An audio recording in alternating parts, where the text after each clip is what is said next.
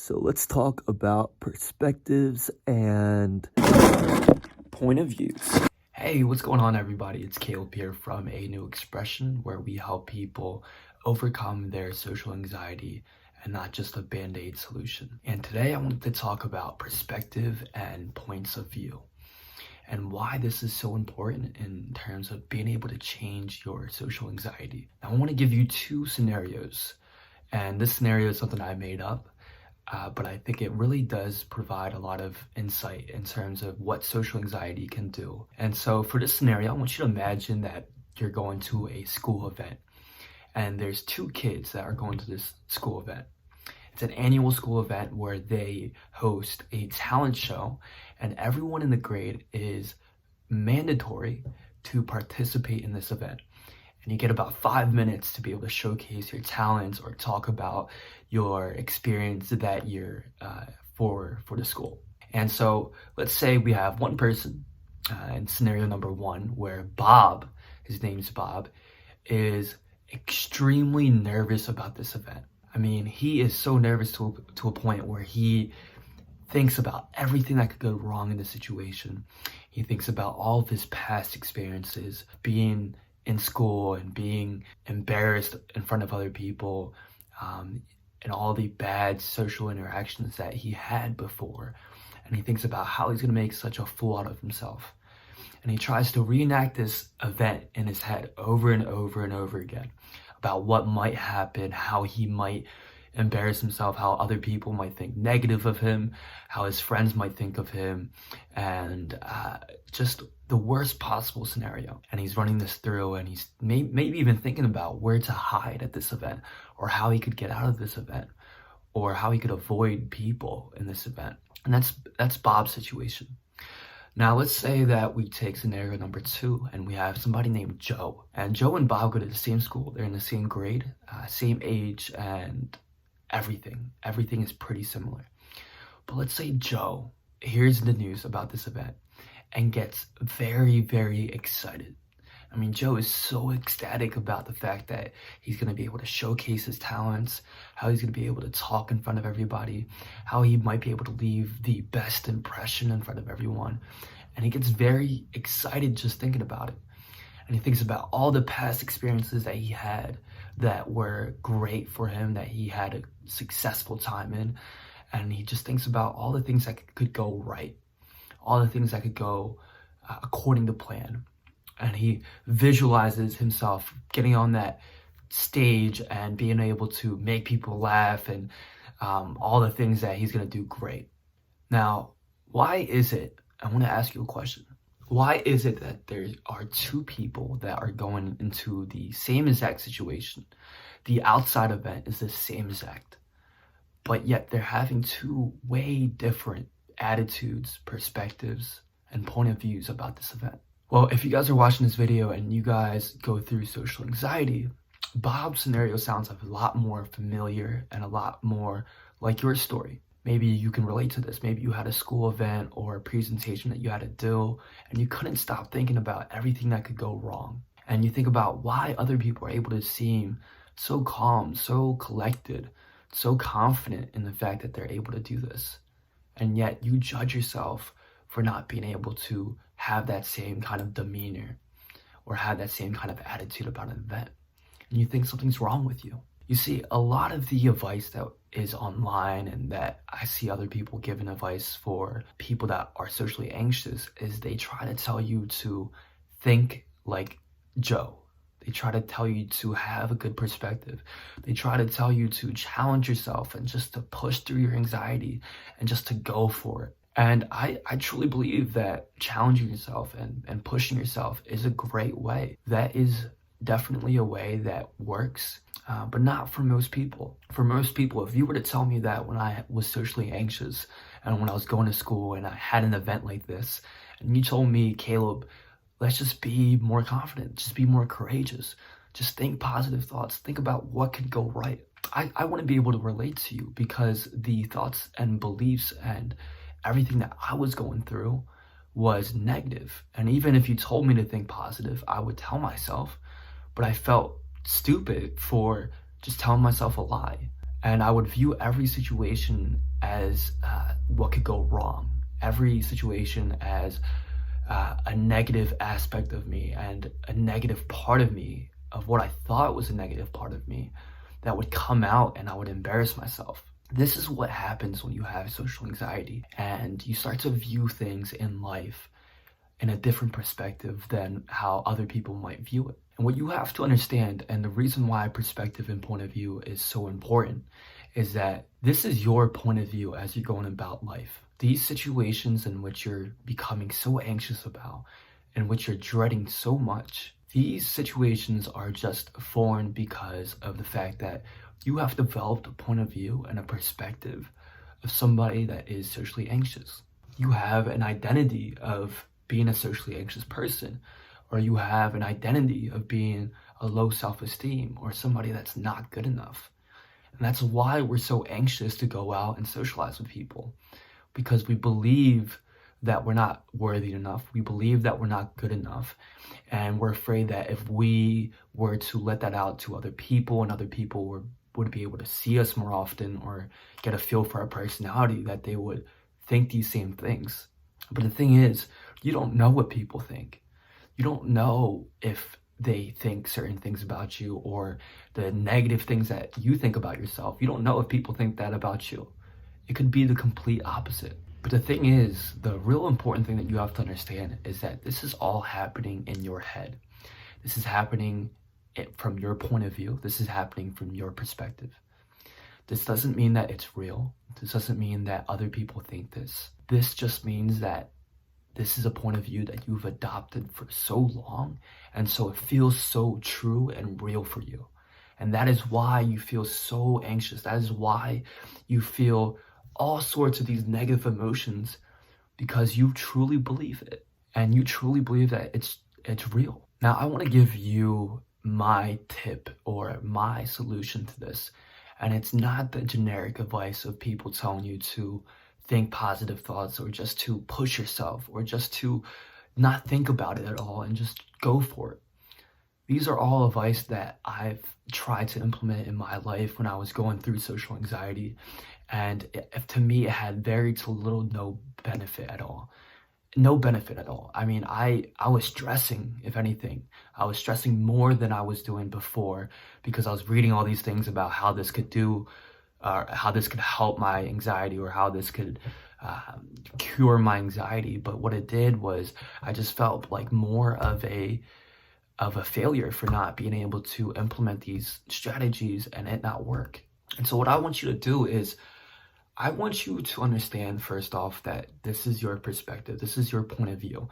And the reason why you're having all of these negative and anxious moments is because of your perspective on certain events. And you attach your identity to certain events, and then you create stories from that identity. So if you're a socially anxious person and you're going to a social event, then you're going to come up with stories about how you're not going to be good enough, how you're going to embarrass yourself, because that's aligning with the identity that you've built. And so the real solution is to change that identity, or more so, to be more specific, change that perspective, change that point of view, so that you can step outside of that identity of the person that views these situations a certain way, like viewing it as something that you're going to go to and you're going to feel embarrassed or you're going to feel anxious. Step outside of that point of view. And I want you to observe that point of view, observe that person that you once were. I want you to view it as the observer. So instead of you thinking that you are this person, I want you to just, for a quick 5 or 10 minutes, what if you were to write about yourself and write about these scenarios as if you were writing about somebody else? Like for my scenario, if I were to write about me feeling anxious for going into a job interview, let's say, for example, I'm going into a job interview and I'm feeling very anxious. I'm feeling all of these negative emotions, and my heart's racing, my palms are getting sweaty, my pits are getting sweaty, and I'm getting really nervous. I'm thinking of every little bad thing that could happen and the worst possible scenario. And this is the night before. Well, in my situation, what I would do is, instead of writing about it like I'm going through it, I want you to write about this situation or the scenario as if you're writing about somebody else. So I would write, Caleb is very nervous for this interview. He starts getting his palms sweaty, his heart starts racing faster. Caleb thinks about all the things that might go wrong in this scenario. He thinks about how you might stutter. He thinks about how you might slip over his words. He thinks about how you might have a breakdown during the interview and how he might just embarrass himself in front of his potential employer. And write it as if you're writing about somebody else. And what this is gonna do, it's going to help you jump out of that identity and that perspective that you've held for so long and view it in a certain way. And so you're no longer Caleb that's feeling all these emotions, and you're no longer Caleb that's having all these anxious thoughts and beliefs, but instead you're writing about Caleb and you're observing Caleb and you're saying, oh, Caleb feels nervous about this. Oh, Caleb has these kind of thoughts about this. And so you're more so stepping outside of that. And you realize the more times you do this, the more times you'll be able to, instead of being so caught up in the story that you've been caught up with for so long, you'll look back and be like, oh, that's interesting. This person's having this thought about this scenario, instead of being within that story. Because when you're in the story, when you're in that emotion, you feel like it's happening to you right now. But the key to solving this is that you want to step outside of that. You want to step outside of the point of view of seeing it in a certain way. Just like the example I gave in the beginning of this video with Joe and Bob. Joe and Bob have very different perspectives. You can see from Joe's perspective, he's very excited. He has a good attitude, a good perspective. He has certain thoughts about this event. But Bob has the exact opposite. He has a negative point of view. He has, he feels embarrassed. He feels scared. He's having thoughts about how he can hide and avoid situations.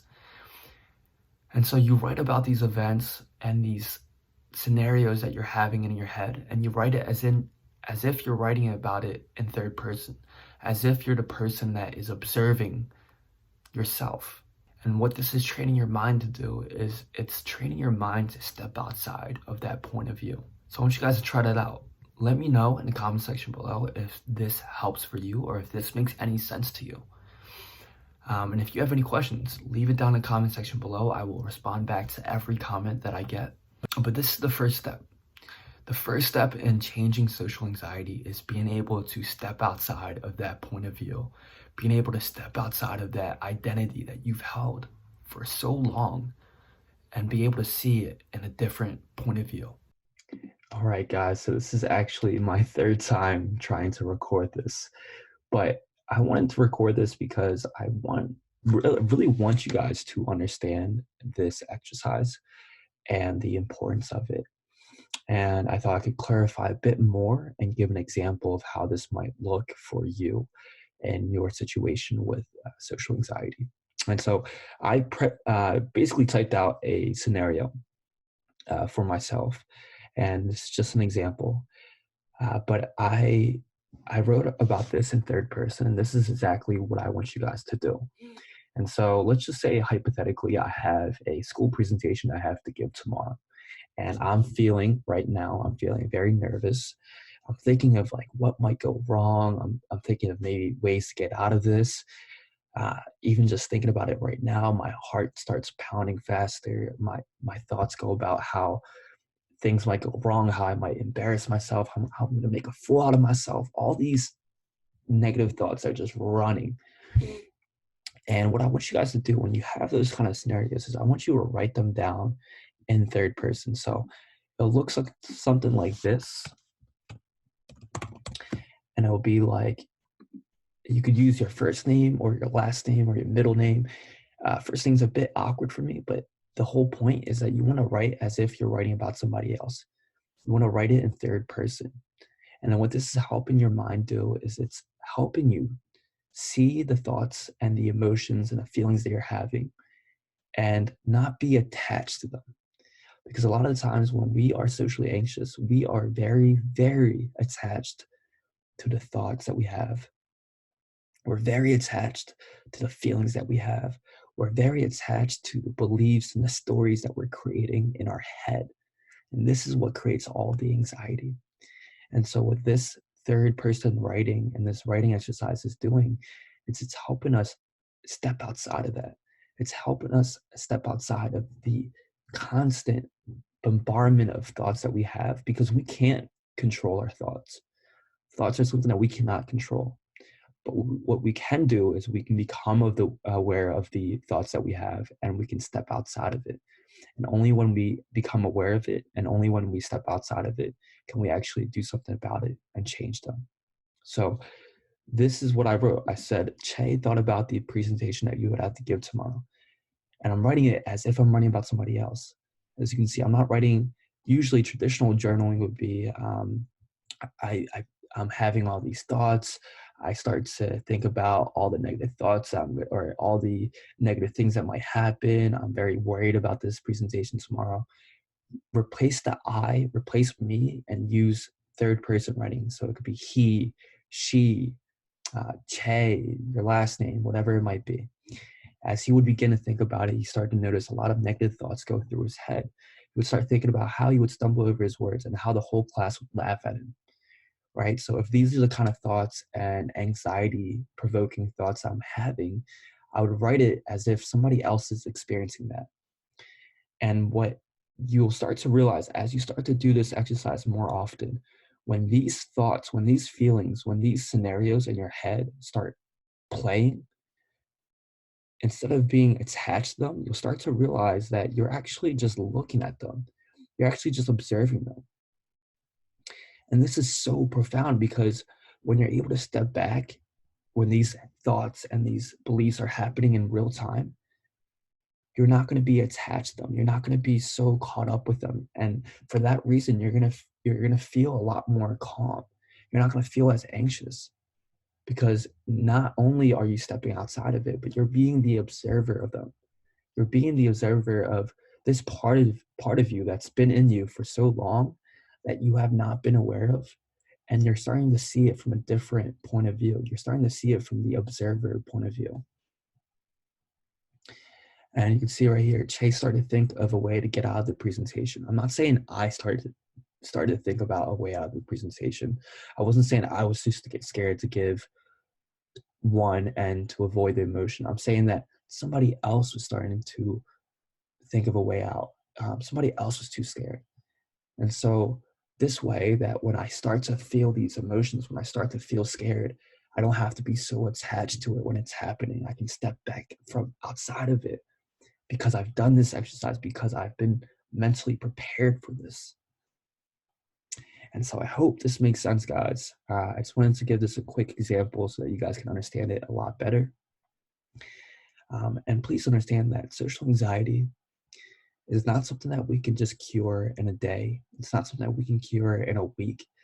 This is a process. This takes time. This takes time to jump outside of the perspective. This takes time to understand our emotions. This takes time to bring a holistic approach where we take care of ourselves mentally, physically, get some exercise, eat better food, learn about what food makes you feel a certain way, learn about what might be causing you anxiety. And so this is a process.